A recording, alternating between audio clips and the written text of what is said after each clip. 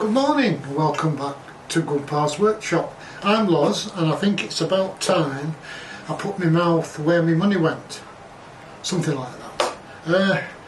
Evolution Rage 5. I promised you I'd be doing some fettling and blinging it up with what's become available on eBay from the 3D printing community. First of all, I think I'll be doing it on the mitre gauge because, as everybody who's had an Evolution for some time will know, it has a lot of slop due to the fact that this mass-produced key slot in the non-standard guide rail on the Evolution saws is not a tight fit, thereby at a stroke defeating 95% of everything you want to do. So, but it's unfair to hit Evolution over the head about this bit because unless you buy a really expensive mitre gauge and fence separately, they're all like that. So we need a new slot. I've tried everything. I tried buying standard slots, standard guides at the too wide. I've tried making my own, particularly for crosscut sleds, and it drove me up the wall, so I gave up. So today I'm going to try and fix this while you watch. What I have got is the 3D printed bit, and I'll post you a link afterwards. That has, it looks exactly the same as the aluminium piece there, and it comes with the little brass inserts so you can replace the original aluminium with this. Now when this came, it was really tight. Now I did actually make it more freely running with some silicone lubricant, or you could use machine wax. I didn't want to sand these down. The guy who sells them says some fettling, some sanding might be needed to make it work. I'm not going to do that, and I'll tell you why. I have a tendency to overeat the pudding, and if I'm not careful and I did give it a good sanding, I'm going to end up with the same problem as before. So how are you going to manage sliding it up and down? Well, I'm not. I'm just going to get it in here. So it's like that, and then take advantage of the table. Seems like a plan. So I'll take this over to the other bench and we'll see if we can get this on that. You ready? Let's crack on.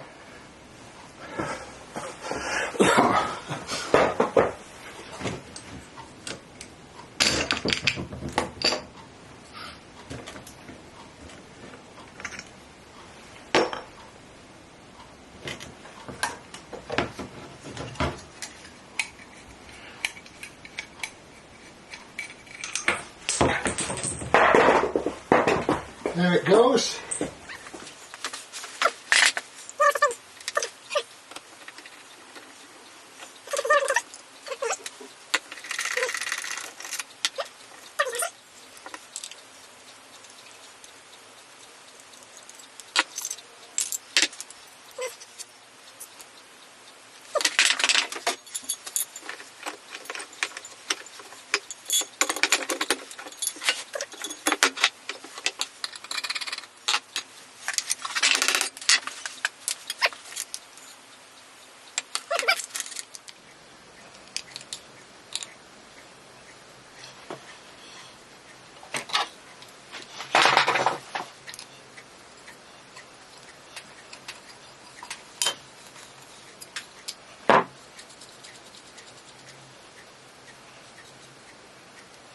Get that lined up.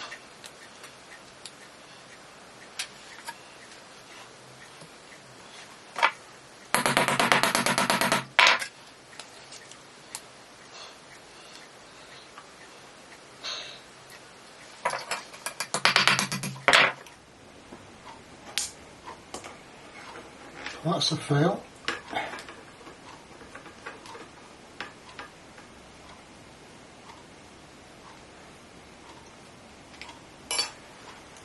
Don't know if you can see that. I should have reamed that hole out a bit wider,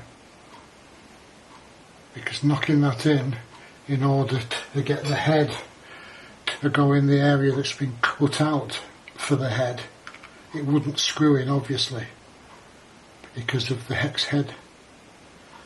I've knocked that out. So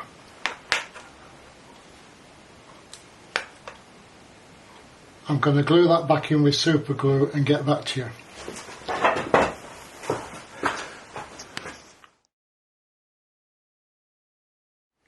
Right, another day, another dollar. This is taking a lot longer than I thought it would. So, it's stuck to the... Marvellous. Right. There may be some lack of continuity because there was a section with far too much swearing in. I've now got that piece firmly super glued in, and I might have to stand the top and bottom but not the T-slots. Let's see how it goes. Bit of a faff. I've ended up filling the bit with super glue. In fact, I might have to do a bit more, but I'll assemble it and see if I can show it you in place.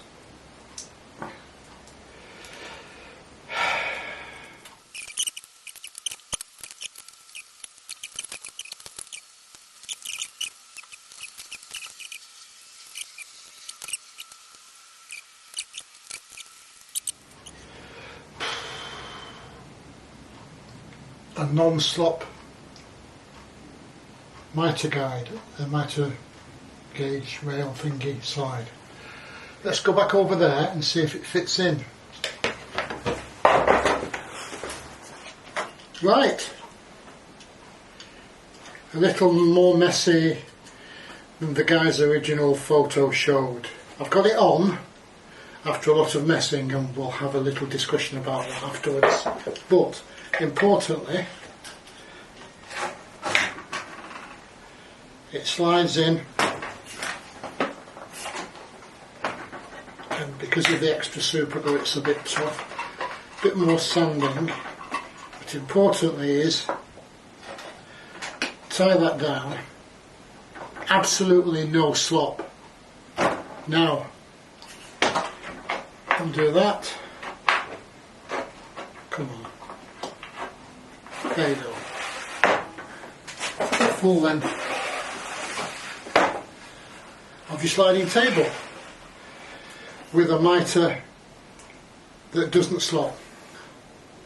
That's 100% better. Now, I had a lot of trouble with this because I was cack-handed with it. Mostly my fault, and my lack of thought regarding 3D printed parts and their construction. You can see the diamond pattern of the hollow infill on the actual plastic mitre guide, and I should have had a think before I started. My fault. I think that sort of part should be solid in terms of how much stick it's going to get. So maybe the guys who are producing these should think about just doing a solid part. An extra little overhead on the PLA roll will give them a better result in terms of feedback from purchasers. Remember, you can't blame these guys, they're just enthusiasts on this particular type of saw who want to do a side hustle because they've been playing around with the new 3D printers. I think this piece, to satisfy a wider audience, should maybe be a bit longer, should be solid, or if in their 3D design software they allow for a slightly larger hole for this main mild steel threaded pillar, and then idiots like me can't either drill out or knock out with a hammer the metal part that goes through it and shred the whole thing. So I hope the guys who make these, it's no criticism of them, but version 1.0, version 2.0, if it means you stick 50p or quid on the cost of it to the end user, that'll give you a much better long-term result in mass sales, I think.